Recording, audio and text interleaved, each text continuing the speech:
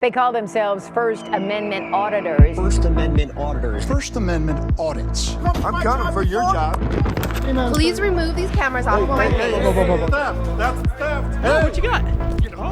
Too quick for you, huh? Who are you? Who are you? What is all this? What are you doing? Is that what you are? People involved call themselves auditors. Self-proclaimed First Amendment auditors. Self-proclaimed First Amendment auditor. Is it exercising a constitutional right, or is it baiting law enforcement? Don't fucking talk over. Excuse me? I can keep recording you. Hey, I want her arrested right now. Walk back that way. You can walk back that way. Keep walking back that way. Ma'am, you have no authority over me.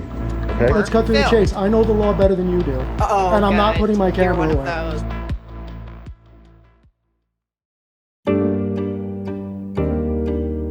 I'm telling you right now, fucking 5 years ago with this shit, he would have been on the fucking ground. Absolutely. 10, 15, 20 years ago, that motherfucker would be dead. He should fucking just keep it. We're gonna have a problem between you and I. His body camera's on. His body camera's on. Stop. He has his body camera on. I don't care. Stop, I don't man. care. I'm not the one. All right. Okay? Stop acting like a savage. What are you doing for it? I'm a goddamn Connecticut State Trooper. I don't care who you are. Right now. You spit in my face. Property You're right going now. to jail now. Get Look off at my this. property Look right at this. Look at the gun in his hand. I'm a goddamn Connecticut State Trooper. He just spit in my face. Get over here. Whoa, I didn't break any laws. You in a second, okay? For what? No, but well, I have it on camera. He spit in my face. I want him arrested on camera. Okay. So he can spit on me in my face and in my mouth, and that's not against the law? Circumstances, I'm saying that it doesn't really fit the assault charge. So what happened if I spit on you? Well, then you would get arrested because I'm an officer. You can't spit on an officer because they turn around for me. Do what you gotta do, man. Do what you gotta do. This is ridiculous. I'm sorry, you're in my building. Who are you? I'm in your building. You can turn it off, or I can take it from So there. I want that okay. filming, whatever's on his Turn phone, it off. shut off. I'm not going to have you dismiss me like I'm some peon. It's not a law. It's a town code. It's not a law. Where's the You want me to code? go get the town attorney? Go get him. I'm sure he'll educate you, ma'am. If he's I'm good at what sorry. his job, I'm sure he'll Are educate trying to you. insult me? No, I'm You not just trying said to I need insult be you. educated. Yeah, because you obviously don't know freedom of press. Yeah, so this isn't Nazi Germany, or modern Germany. Insults are not illegal here, and you do need to be educated. You all need to be educated.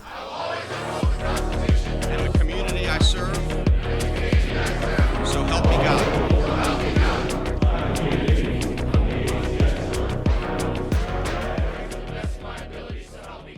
Alright, so first let's understand what they are. A First Amendment auditor is, like the name implies, a person who audits the First Amendment, specifically a freedom of speech and the press. It's a type of system audit that typically consists of someone openly filming in a public area, like the DMV, post office, or a random sidewalk. The basic premise is you're asserting your freedom of press by testing the government's willingness to abridge it, like giving your students a quiz to test their knowledge on the subject matter. But why is freedom of press even important? Just because some James dude wrote it down 200 years ago? And I don't even like algebra. Let's go through the logic. Press is the publishers of media. Media is the means of communication. Communication is the transmission of information. Information is power, which in a democracy is supposed to be held by the people. Now, if you remove freedom of press, you constrict its power to inform. An information power vacuum conveniently filled by the same government deciding to remove it, unjustly inflicting the constraint of information, the very definition of tyranny. Democracy without a free press equals tyranny. You can't have one without the other.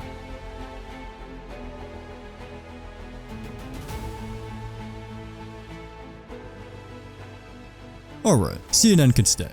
But who cares about the self-proclaimed auditor with 3 YouTube subs? Well, ding ding ding, is that straight out of Lenin's diary? Gatekeeping the press is exactly what authoritarian regimes do. By saying only official journalists count, you're falling into the same trap that makes free press important to begin with. You've now effectively handed the government the power to license truth. Sure, but what about the auditors who are just straight up obnoxious and rude? Their intent isn't one principally attached to free speech with a thorough understanding of constitutional case law. They just want to grift a paycheck and thinks it's funny to harass people. Well, I'd argue their intent doesn't matter, and really, they're even more important than their politer contemporaries. The metric of a subject is its test, and the metric of that test is its difficulty. You can't truly test something without difficulty, and that test is only as good as its trouble. I will refine them like silver and test them like gold. You don't test a bulletproof vest with rubber bullets. You don't stress test a bridge with feathers. Why were Nazis given lawyers at Nuremberg? Because a right doesn't shed at your enemy's gate. If your principles don't extend to your enemy, then you have no principles. And really, that's the only time they matter. So we understand the auditors, but what about the thing they are auditing? What's the actual legal basis behind recording in public? Surprisingly, it's still largely unsettled at the Supreme Court level, opening up a fair amount of legal gray area, and even more misconceptions, specifically, and most disturbingly, amongst the primary parties involved, the cop and the auditor. Well, let's quickly go through what I see as the 4 key myths of First Amendment audits. Can I get your name and badge number? Yeah, what's your ID? Hi there. What's this in your back pocket? Navigational aids. What's the problem? You a tyrant? Yeah, I am actually. What's your name and date of birth? Okay. I don't need the ID unless there's reasonable articulated suspicion. I have committed a crime and committing a crime or about to do a crime. Perfect. There's no problem. You have your ID or not? I do have my ID, but you don't need it. Was that hard? It's gonna be. I want your name and your badge number. Sergeant Harrison will be demoted immediately. Deputy Godey will be suspended without pay. Hey, how you doing, officers? Good. Can I get your names and badge numbers? Sure, can I have your ID, please? No, you can't. Excuse me. Have you not heard that before? We'd like to see your ID. Oh, you'd like to see it? I want to know who's got a camera in my face. There are 3 key levels of police encounters: consensual, detentions, and arrests, and 2 key legal thresholds that divide them: RES and PC. In a consensual encounter, you never have to ID, and in an arrest, you always have to ID. When you're detained, it depends on the state. In 24 stop and ID states, you must give your name, but in the other 26, you don't. So if you're in a non-stop and ID state, you never have to ID unless you're arrested, with very few exceptions. Now in stop and ID states, auditors have a lot less wiggle room. And while an officer does still need to meet the RAS threshold, they don't actually have to tell you what it is in the moment, although they better damn be able to do it in court later. And unfortunately, suspicion itself is not a crime. Tough shit. Making it harder. I'm making it harder on myself. Then arrest me. What law am I breaking? You can't demand somebody. Yes, I can. I'm trying to figure out reasonable and articulable suspicion of a crime. What crime? You're being suspicious here. That's not a crime. Misdemeanor felony. It could be a felony. They charge me with a felony suspicion. Why? But regardless, if you're detained in these 24 states, you're probably better off IDing. Unless you're cool with getting arrested and fighting it out in court. So you're sticking with that. You actually think it's against the law for me to photograph you without your permission. Are you filming me right now? Do you want me to tell you the truth? Yes. What do you think I'm doing? I do think you are. Of course. But I do think you need my permission before you're filming me. I need your permission to film me, yes. Who told you that? I've told you that. You cannot film me. Sure I can. You cannot Sure I can. No, I absolutely can. I absolutely can. Do you happen to have a permit? No, you don't have a permit? Okay, sorry, not comfortable. You're not allowed to record people without their consent. You were recording me without my permission. You're In the state of Pennsylvania, that's against the law. Well, as we know, New Mexico is one-party consent, so Chuck had a right to make the recording. The "you need my consent" myth primarily stems from the one-party versus two-party consent state distinction, but this really isn't as important as people think it is. This one is only about recording audio in private.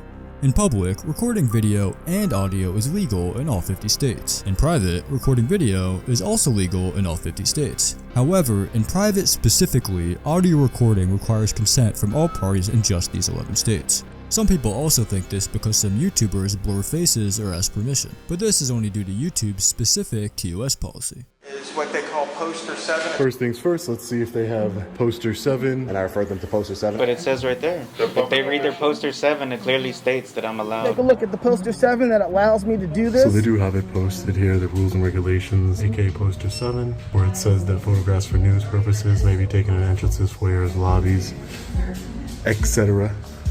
So they have something called poster 7. If you've ever seen an audit at a post office, I guarantee you've read the words poster 7. A rulebook, mainly subsection I, whose first 14 words they recite like scripture, yet quietly skip the 42 that follow. But just because the rule is misquoted, doesn't mean it's constitutional, right? You're standing in public on a public sidewalk. You have no expectation of privacy in public. There is no expectation of privacy in public, ma'am. You should know that as a captain. There is for certain things. There absolutely is. No, there is not. There absolutely is. This is a public building. You can't be trespassed from a public building. You will learn. Okay. If I was in your police station filming, right? You couldn't tell me to leave, and I'll be there tomorrow. And guess what? You couldn't tell me to leave. I'd be filming in there all day and all night. And you couldn't tell me to leave. It's the same thing with the library. It's public. You don't get You're it? violating my constitutional rights and you're also violating the law. The United States Constitution is the oldest written national constitution still in use, and these 45 words were its first and most enduring upgrade. Yet it's not the antiquity of these words, but their generality that makes it the most contentious of the 27, most notably among the rest. First versus fifth, first versus sixth, first versus 14th, even first versus first, yet none perhaps greater than first versus fourth, expression versus control, transparency versus privacy.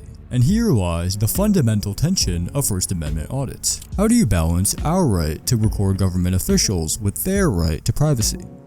There's no reasonable expectation of privacy in public, a commonly parroted phrase by auditors, which comes from Chief Justice Rehnquist's majority opinion in 83's U.S. v. Knotts. But this popular line conveniently ignores the first part of that quote, which brings us to the biggest misconception amongst auditors. All public areas are not created equal. So let's explain this.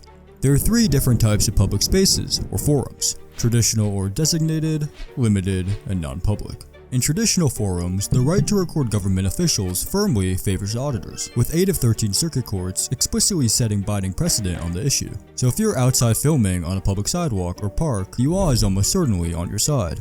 However, in limited or non-public forums, like the library, DMV, or post office, the battleground becomes more apparent. And every circuit court to reach this level has ruled against the person recording. So if you're an auditor filming inside a DMV lobby or even outside a post office, the law is not nearly as much on your side as you think it is.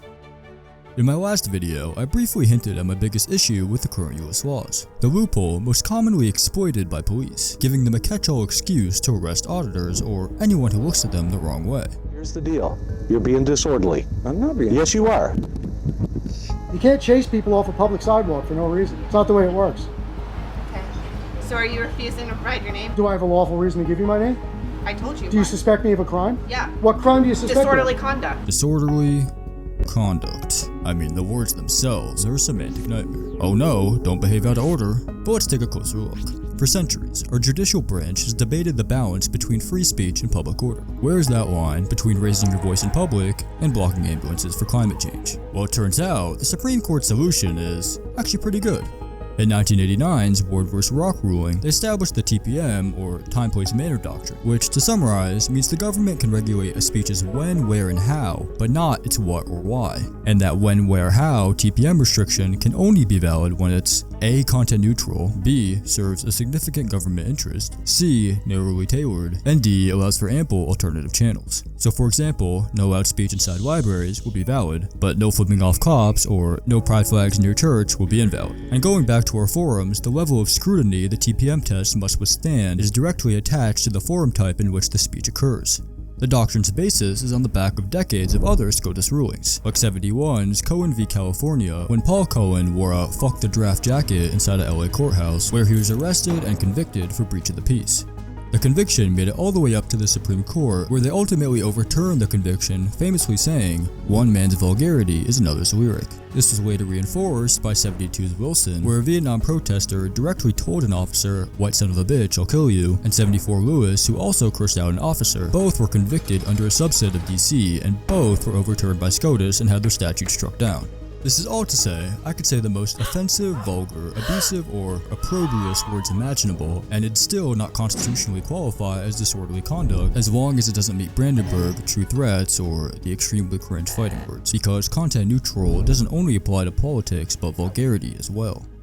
Okay, so if the Supreme Court, the supreme authority on our supreme law, has repeatedly strucken down these facially unconstitutional DC statutes, what's the issue then? Well, while SCOTUS rulings do strike down those specific laws in the cases they rule on, they don't strike down the other 1,000 state statutes that are still active under the same wording. I mean, it's just so ubiquitous that it's almost pointless to even go through. And here arises the fundamental flaw in our US legal system. In theory, the three branches are supposed to work like this. Legislative makes laws, executive enforces laws, and judicial interprets laws, and strikes down those that are unconstitutional. So, that's nice in theory, But here's the disconnect. Just because someone is arrested for a crime doesn't mean they are charged with a crime. So an obviously unconstitutional law passed at your local town hall meeting becomes fully in effect and can be enforced by police, but a prosecutor isn't dumb enough to actually charge anyone with it in court, so the law never actually reaches the judicial branch, the ones in charge of actually striking down unfair laws, and that very bullshit law still remains in effect for the next guy to be arrested for it with. Even worse, the more absurd, outdated, or clearly unconstitutional a law is, the less likely it is to ever be challenged, reviewed, or struck down. That's also why these laws are still active on the books because there's no system in place to remove them. If the New York or Florida disorderly conduct statute got taken to the Supreme Court today, it'd unquestionably be struck down. But it never would because a prosecutor wouldn't charge, and if by some miracle it did reach trial, it still wouldn't be struck down because trial courts don't have the authority to strike down laws. It'd only reach the appellate courts if a trial judge was dead set on committing career suicide and convicted an obviously overturnable defendant, not to mention reaching all the way to the Supreme Court.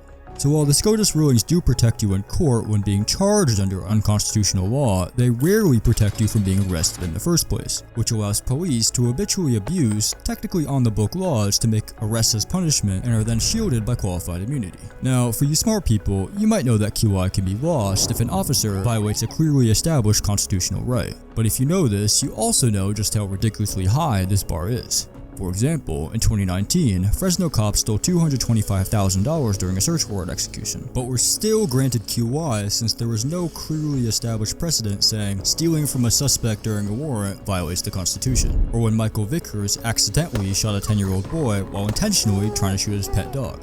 And listen, I'm not even trying to say that QI needs to be eradicated or even lowered. I'm saying a system that relies on your average cop being a constitutional scholar isn't a great one. I will always uphold the Constitution. I don't have to show you credentials. I have a First Amendment right to walk down the street and record. Now, First Amendment right does not authorize you to walk down the street. First Amendment is freedom of speech, sir. And it's also freedom of press. That is the Third Amendment. Second Amendment. Third Amendment is no soldiers in the home. Now, Second Amendment is right to bear arms. Okay, so I'm not going to get in a debate about amendments with you. But let's move out of theoretical and get into the applied. We can't uproot the whole system, or should we? But we can ask ourselves, here's a problem, and what can be done about it? A law can't be challenged in the abstract. It can only be challenged with standing, which requires injury, meaning you yourself were tangibly harmed by it, which almost exclusively means being charged, detained, arrested, or fined by law enforcement. So if there's a law you don't like, the only thing you can do is go out and actively break it as much as possible and hope the police are stupid enough to enforce it. And cue First Amendment auditors. Every time an auditor is detained, arrested, and sues, they create case law.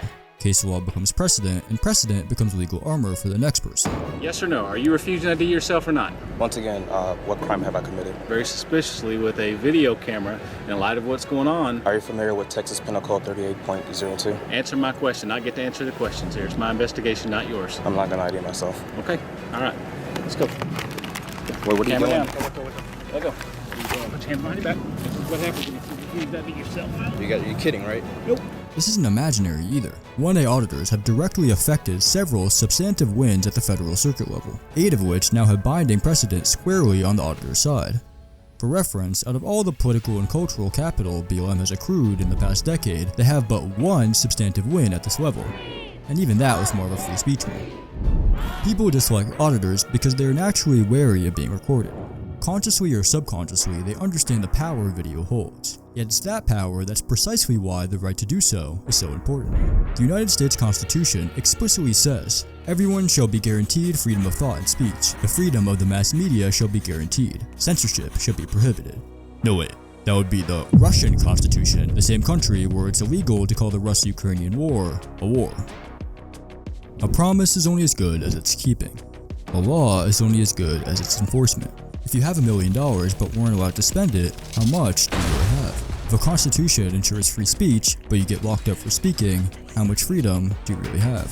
You only know your rights when you try to exercise them, and just how quickly they end when you keep exercising them. The only way to test a rule is to break it, which is why First Amendment auditors are actually so important.